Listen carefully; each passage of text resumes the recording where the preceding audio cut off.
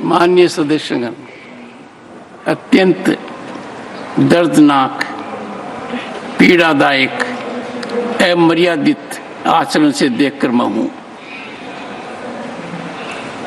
शासन तीसरे निरंतर लगातार काल में है।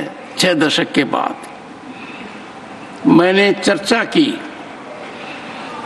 और मैंने अनुरोध किया कि प्रतिपक्ष के नेता को बिना बेरोक टोक बोलने का सुअवसर दिया।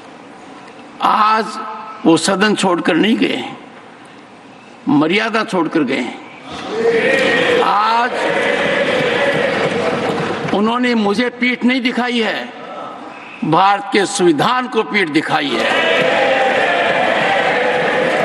आज उन्होंने मेरा अनादर और आपका अनादर नहीं किया है, उस शपथ का अनादर किया है जो संविधान के तहत ली है। भारत के संविधान की इससे बड़ी अपमानित बात नहीं हो सकती। ऐसा कैसे हो सकता है? House of elders, the upper house, हमें देश का मार्गदर्शन करना है। मैं उनके आचरण की भर्त्सना करता हूं। देश के 140 करोड़ लोग इसे हाथ होंगे। सदन का मतलब है सत्ता पक्ष की बात सुनो जब आपने अपनी पूरी बात कह दी।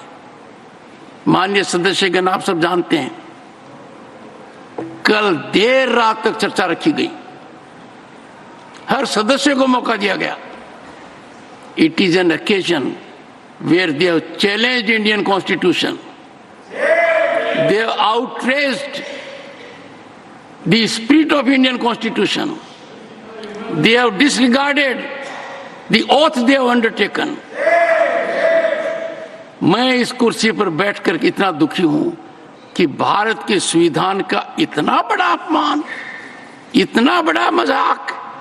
भारत का संविधान हाथ में रखने की किताब नहीं है, जीने की किताब है।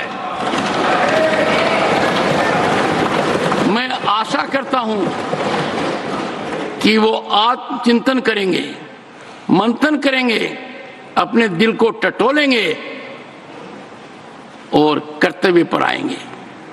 माननीय प्रधानमंत्री जी,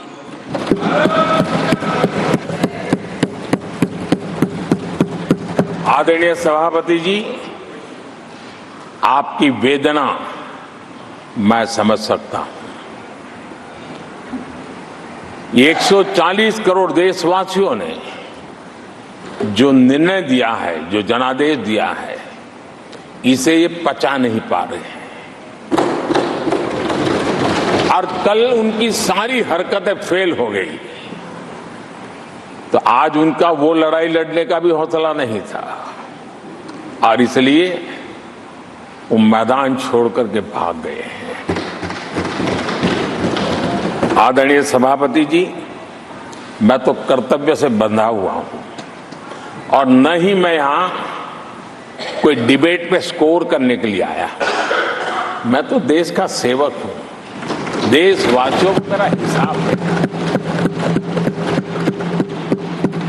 देश की जनता को मेरे पल पल का हिसाब देना, मैं उसे अपना कर्तव्य मानता हूं।